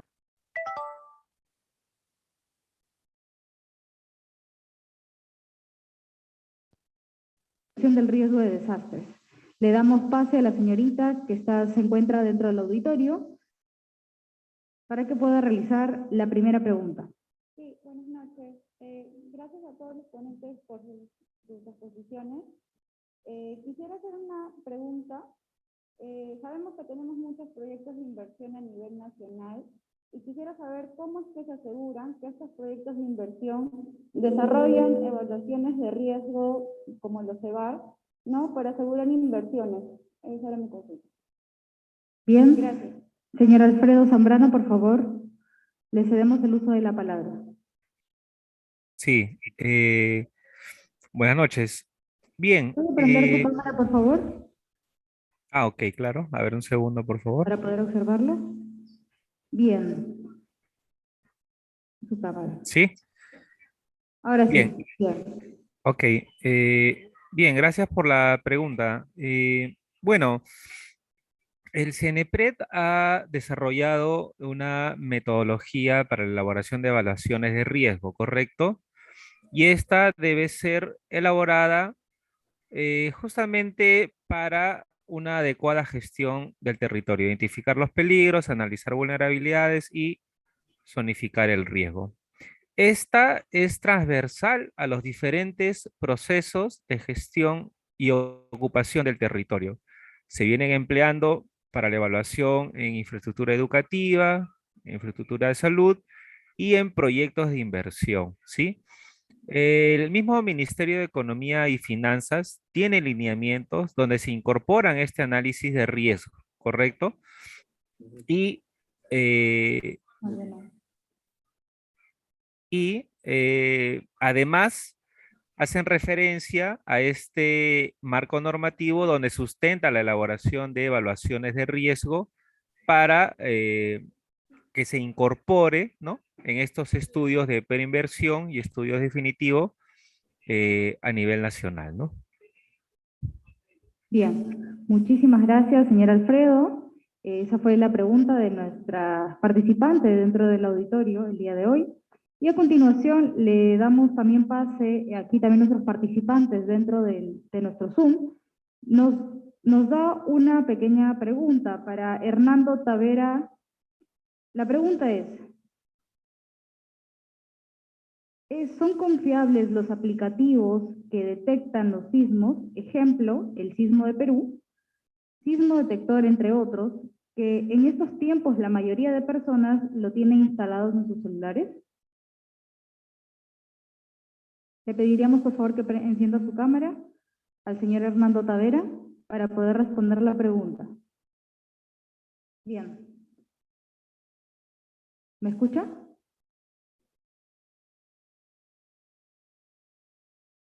Señor Hernando. Sí, ahora sí la escucho, es que no me permitían usar el micrófono. Bueno, mire, en realidad en este momento los países que tienen sistemas de alerta temprana eficientes son México y también el país de China. Sistemas que han sido evaluados durante los últimos 30 años, podríamos decir, y de ese resultado de evaluación, seguimiento y puesta en prueba es que el IGP, con el apoyo del Estado, está sacando adelante este proyecto que denominamos SASPE. Pero también no podemos evitar, ¿no?, de que aparezcan aplicativos, ¿no?, con diferente denominación, ¿no?, que obviamente ponen a disposición de los usuarios la información que ellos pueden proveer. Pero ningún sistema predice la ocurrencia de sismos. Los sistemas simplemente alertan el momento en el cual las ondas sísmicas van a llegar a un determinado punto, ¿no? En el caso de Sismos Perú, por parte del IGP, es un sistema informativo. Es decir, ocurre el sismo y proporciona los parámetros del sismo. Hay otros aplicativos que tratan de dar alertas con segundos de anticipación, pero también yo recuerdo mucho que uno de estos aplicativos, hace unos años atrás, cuando Perú se clasificaba para el Mundial, ¿no?, cuando el señor Jefferson Farfán anotó el gol, ¿no?, de la victoria, ¿no?, este sistema dio información sobre la ocurrencia de un sismo de magnitud 8 en el Perú, ¿no? Y muchos colegas, muchos peruanos del extranjero comenzaron a llamar muy preocupados, ¿no?, por este sismo. Y lo único que había ocurrido era de que durante el festejo de todos los peruanos por el gol que se anotó, obviamente hizo de que los celulares comenzaran pues a agitarse de la mano de las personas, y esto dio pues una mala información a la administración de este sistema y dio como alerta a un sismo, ¿no?, de esa magnitud, ¿no? Entonces, al final, cada usuario puede evaluar la calidad de información que puede recibir, ¿no? Pero repito, la información que como Estado se va a sacar con la responsabilidad debida es lo que corresponde al sistema SASPE, y en primera instancia esto va a funcionar con bocinas que se van a encender en las áreas urbanas, igual como ha ocurrido últimamente en la Ciudad de México. Una siguiente etapa ya es usar los celulares y probablemente hagamos uso del sistema SISMATE, que en este momento está en prueba. Bien, muchísimas gracias, señor Hernando Tavera, por su respuesta. Y ahora continuamos también un participante de nuestra plataforma Zoom. Por aquí tenemos, la pregunta va dirigida a la señora Grinia Jesús Ábalos, y la pregunta es la siguiente: ¿es posible tener los resultados de los diferentes objetivos de la política del Estado, gestión del riesgo de desastres, al próximo femicidio del 2014 al 2021? Adelante, por favor, encienda su cámara. ¿Puede repetir la pregunta? La última parte no la entendí bien, gracias. Bien, no se preocupe, la repito.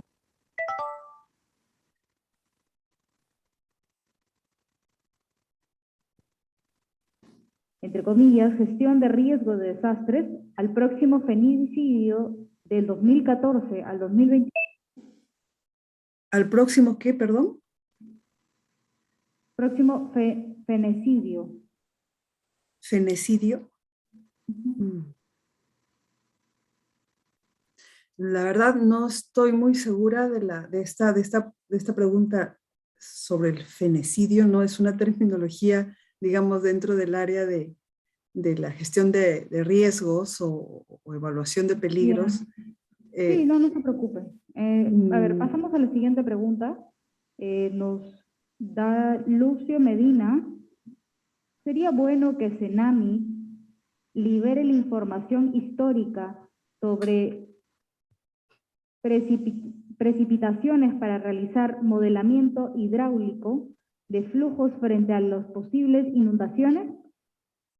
Bien. Uno de las mejoras, digamos, que estamos implementando en este propósito de acercar más la información al ciudadano y a los tomadores de decisiones es justamente la liberación de la información. Cuando de pronto empezamos a generar todas estas planillas o formatos para que el ciudadano pueda descargar la información, uno de los grandes problemas que encontramos es que nuestro servidor, a la hora de recibir tantos requerimientos de diferentes partes, no solamente a nivel nacional, sino de cualquier parte del mundo, sobre el acceso a la información, tuvimos un colapso de nuestro servidor de datos. Una de las cosas que implementamos entonces fue liberar la información de los últimos 5 años de cada uno de los puntos de observación de nuestra información, pero además dentro de lo que es el repositorio de información climática hay un mecanismo que le permite al ciudadano, al investigador, al tesista en generar digamos, su requerimiento a través de este sistema. Esta información llega a la Oficina de Gestión de Redes y de Gestión de Datos, se hacen las coordinaciones, si es para investigación se hace como una pequeña sustentación de cuál va a ser la aplicación, etcétera, o el estudio. En principio la información está libre para todo, digamos, lo relacionado a la investigación, a lo académico y a la generación de información para el Estado. Sin embargo, cuando ya se trata de información para los privados, para las instituciones que pueden generar, digamos, otros servicios a partir de esta información y otras, digamos, aplicaciones, sí hay un cobro que básicamente está relacionado a la operatividad de la información y a la operatividad además de los sistemas de liberación de información. Así que ahora, la información hidrológica, a diferencia de la información meteorológica y climática, sí necesariamente tiene que pasar por un escrupuloso y minucioso control de calidad de información. Entonces, todo ese requerimiento de un usuario que solicita la información hidrológica pasa primero por este minucioso control y luego en este mecanismo de formato online se hacen las coordinaciones para el acceso a esta información, ¿no? Bien, muchísimas gracias, señora Grinia Ábalos, por su respuesta. Ahora, a continuación, le damos pase, por favor, al señor Marco Antonio Tantalián. Tenemos dos preguntas para él. Y la primera es, ¿podría encender su cámara, por favor? Encendida, está encendida. Bien, perfecto. La pregunta es la siguiente. ¿La sociedad civil organizada podrá participar de la próxima encuesta nacional de gestión del riesgo de desastres? Bueno, al respecto le comento, nosotros como INDECI, a través de nuestra página web y las redes sociales, hemos desarrollado una encuesta, pero esta encuesta ha sido respecto a la participación en los simulacros que vienen desarrollándose a nivel nacional a través de los gobiernos regionales y los gobiernos locales. Si se refiere la señoría o la persona que hace la consulta a la encuesta nacional de gestión del riesgo de desastres en AGER, que es una plataforma que maneja el CENEPRED, esta plataforma como tal está diseñada para recibir información todavía de los sectores, gobiernos regionales y locales. Esa es la mejor respuesta que le podría dar. Bien. Y la última pregunta que tenemos para usted es, ¿INDECI supervisa las construcciones de las edificaciones? No, esto es un tema que ha quedado, digamos, todavía en la retina y en los oídos de la mayoría de la población. La mayoría estamos pensando ahorita en lo que todos dicen las inspecciones del INDECI. Inicialmente teníamos las inspecciones técnicas de seguridad en defensa civil, en las cuales el INDECI sí tenía no solamente un rol técnico normativo, sino que inclusive era responsable de la ejecución de las inspecciones de detalle a nivel nacional. Sin embargo, la normativa ha ido cambiando y a la fecha, mediante Decreto Supremo 002-2018 PCM, que aprueba el nuevo reglamento de inspecciones técnicas de seguridad en edificaciones, justamente es el Ministerio de Vivienda, Construcción y Saneamiento, el ente técnico normativo, y quienes ejecutan propiamente las inspecciones siguen siendo los gobiernos locales, llámese las municipalidades distritales y provinciales, a través de sus oficinas de defensa civil o gerencias o subgerencias de defensa civil o de gestión de riesgo de desastres según corresponda. El INDECI no tiene ninguna participación en esta actividad. Gracias. Bien. Y por última pregunta, ya que nos están todos los participantes, sabemos muy bien que quieren participar todos, pero esta pregunta es también muy importante. Señor Marco Antonio, no sé si usted podría responderla, por favor. Sería, ¿cuáles son los lineamientos para la elaboración de los planes de contingencia? Ok, básicamente los planes de contingencia tienen que ser formulados por los sectores. Cuando hablamos de los sectores es a través de los ministerios y los gobiernos regionales y locales. Los gobiernos locales incluyen a las municipalidades distritales y provinciales. Los planes de contingencia a la fecha que se deben de formular en concordancia con los planes nacionales aprobados son, por un lado, el plan de contingencia ante lluvias intensas, por supuesto en la zona andina básicamente, que es la que tiene mayor riesgo, en los planes de contingencia ante sismos seguido de tsunami, que esto viene a ser en la zona costera, básicamente en lo que son los departamentos de Ancash, Lima e Ica, y lo que tenemos por último son los planes de contingencia ante bajas temperaturas, está bien, que incluye las heladas y friajes, tanto, digamos, heladas en lo que viene a ser la zona altoandina y el friaje en la zona de selva. Repito, los planes son formulados por los ministerios, por los gobiernos regionales, por las municipalidades provinciales y por las municipalidades distritales. A la fecha ya tenemos los 3 planes de contingencia nacional aprobados y publicados y difundidos. Bien. Muchísimas gracias, señor Marco Antonio, por su excelente ponencia también. Bien, dando final a nuestra conferencia, le queremos dar pase con las palabras de cierre y despedida al doctor Jimmy Reinaga Alvarado, quien es jefe del área de educación ciudadana del Congreso de la República. Por favor, todos démosle la bienvenida al doctor Jimmy. Adelante. Gracias, Diana. Bien, buenas noches. Hemos llegado al final de la jornada de Martes Democrático y creo que hemos tenido una jornada muy interesante, muy ilustrativa, y solamente me restaría hacer una pequeña reflexión y decir que la naturaleza es impecable. La Tierra tiene millones de años y el hombre y su civilización a lo sumo 10.000 a 20.000 años. En este sentido, nos depara pues todo tipo de eventos, retos, y ante este tipo de circunstancias, a nosotros los ciudadanos, a las autoridades y a las instituciones como por ejemplo CENEPRED, el Instituto Geofísico del Perú, el CENAMI y el INDECI, nos queda pues prepararnos para prevenir y enfrentar en las mejores circunstancias estos desastres que estarán ahí, al margen de nuestra voluntad, y prepararnos para reconstruir y hacer resurgir nuestra civilización como el ave fénix, en el menor tiempo y en el menor costo posible. En este caso, los especialistas, los técnicos y las autoridades nos dicen cómo debemos hacerlo, cómo debemos prevenir. Por ello es necesario escucharlos y conducirlos como nos señalen. En este sentido, mi invocación a los ciudadanos del país y concretamente a los ciudadanos que nos han acompañado el día de hoy en el Zoom.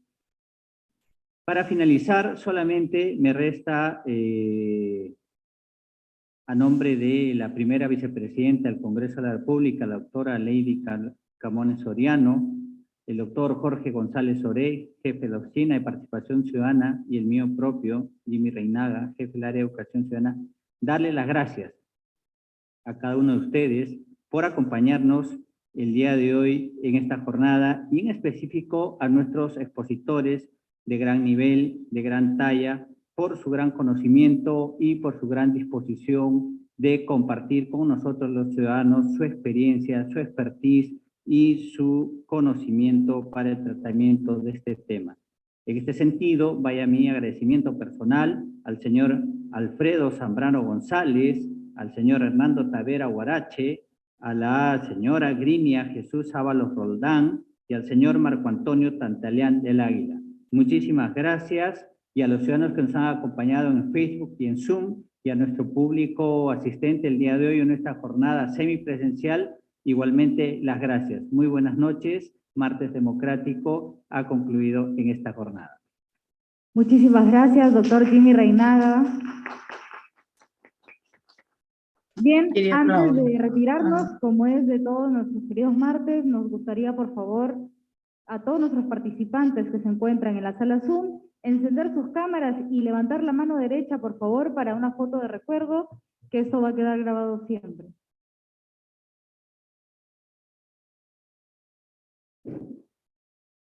Levantemos la mano, por favor, con la mano derecha. Bien, ahí los estamos viendo todos, aquí en el auditorio. Muchas gracias por su participación y los esperamos el próximo martes democrático. Muchísimas gracias. Hasta luego.